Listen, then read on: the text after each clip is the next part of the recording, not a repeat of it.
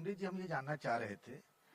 कि जब इस तरीके की कहते हैं दुनिया की सबसे बड़ी गैदरिंग है, तो सबसे बड़ा सवाल ये होता है, मैंने देखा खुद, आप लोग भी जाते रहे, हम भी जाते रहे हैं, कि मतलब कुंभ में स्नान रुकता नहीं है, रात में भी स्नान चलता रहता, सवेरे भी दोपहर भी, लोग वहीं सो भी जाते हैं। तो सबसे बड़ी बात होती है कि स्वच्छता वाली बात, उस स्वच्छता को कैसे, वो कैसे फोकस में है, उसको कैसे मेंटेन करना है? देखिए, आप अवगत हैं कि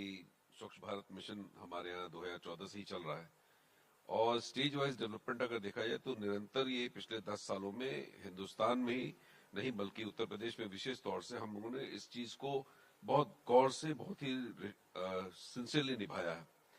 तो जहां तक कुंभ की बात है, इसमें बजटरी प्रोविजंस के अलावा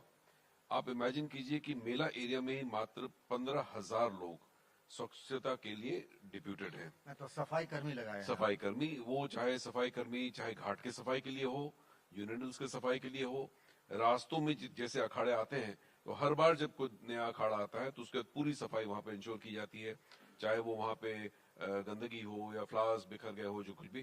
तो निरंतरता जो है इसकी मॉनिटरिंग स्ट्रक्चर में हम लोगों ने बिल्डअप किया है। टॉयलेट्स को क्यूआर कोड से लोकेट करते हैं कि कहाँ पे जो है फीकल मैटर जम गया है। उसके अलावा तो जैसे आपने कहा कि क्यूआर कोड से आप पता कर लेते हैं कि फलाने जगह पर जो टॉयलेट लगा वो गंदा है। हर टॉयलेट जो है क्यूआर कोड से अटैच्ड है और उसमें कब लास्ट सफाई हुई, इस तरह की चीजें भी वहां पे लगाई गई हैं। और जो ओवरऑल सफाई की व्यवस्था है, जो फीकल स्लज मैनेजमेंट है, पहले क्या होता था कि गड्ढों में से डाल दिया जाता था और उसको फिर कवर कर देते थे, परंतु उससे ओडोर वगैरह के इश्यूज रहते थे।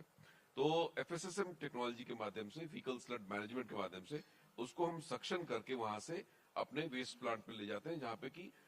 मोबाइल या प्री फैब्रिकेटेड एसटीपीज लगे हुए हैं, जहां के इसका निस्तारण हो जाता है। तो एक बहुत बड़ी संख्या में, जैसे पिछले कुंभ में करीब 65,000 वो बनाए गए थे टॉयलेट्स, इस बार 1.5 लाख टॉयलेट्स बनाए गए हैं, जो कि पूरे ही संगम एरिया में, मेला एरिया में डिस्ट्रीब्यूटेड है, जिसका लोग उपयोग कर रहे हैं। इसके अलावा जो मशीन्स लगाई गई, चाहे वो टिपर मशीन्स हो या क्लियरेंस की जो मशीन्स हो सफाई करने के लिए, उसमें एक बहुत बड़ी संख्या में बढ़ोतरी की है। तो ये पूरी व्यवस्था जो चैलेंज से मीट हो रही है। शहर का अगर पार्ट देखेंगे जो कि कुंभ से वो भी आच्छादित होता है, तो एआई के माध्यम से हम गार्बेज और डस्ट को कंट्रोल कर रहे हैं, जिसमें कि कहां पे नया डस्ट गिरा है उसको प्रीवियसली क्लीन रोड पे वो लोकेट कर पाता है और वहां पे एक इवेंट क्रिएट हम लोग करते हैं, जिस इवेंट को वहां के जो लोकल सुपरवाइजर है या हमारा सफाई कर इवेंट को फिर क्लोज करता है। तो इस प्रकार से चाहे वो डिजिटल टेक्नोलॉजी का यूज हो, चाहे एआई का यूज हो, मैन पावर का यूज हो या मशीन का यूज हो,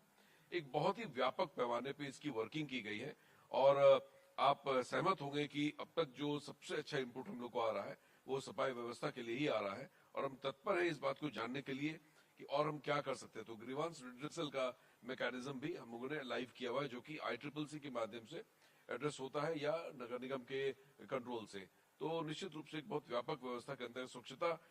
सिक्योरिटी और स्वच्छता, इन दोनों चीजों पे मुख्यमंत्री जी ने बहुत गौर दिया। एक मेजर कंसर्न ये था कि ये बात सही है कि संगम में चाहे उसके आसपास के इलाकों में जल का प्रवाह बहुत अच्छा है, लोगों की ऐसी कोई शिकायत हमें नहीं आई, आप लोगों को भी शायद नहीं आई होगी। लेकिन एक कंसर्न ये है, आप चूंकि बिहार के रहने वाले हैं, कि भोज भात जब हो जाता है उसके बाद गंदगी बहुत फैल जाती है। वो कंसर्न हम नहीं रखते हैं आखिर वाले में। प्लास्टिक एक बहुत मेजर कंसर्न रहा है, चूंकि संगम के बगल का इलाका है, और ये आप देखेंगे जाएंगे तो प्लास्टिक वाला आपको नहीं लगता है कि एक मेजर थ्रेट है, एक मेजर चैलेंज है? नॉट रियली, क्योंकि जब माननीय मुख्यमंत्री जी ने कुंभ की जब बैठकें हम लोग की शुरू हुई, जैसा डीजी सर ने कहा कि 1.5 साल पहले, तो एक बहुत कंसर्टेड स्ट्रेटेजी ये रहा कि हम इसको जीरो प्लास्टिक इवेंट करेंगे। मैं ये कह सकता हूँ कि हो सकता है कि कहीं पे कोई इस्तेमाल कर ले, परंतु राज्य जो है पूरे तंत्र के माध्यम से इसमें तमाम हम लोगों ने रेड्स करवाई, प्रोडक्शन यूनिट्स पे फाइन करवाया, ताकि जो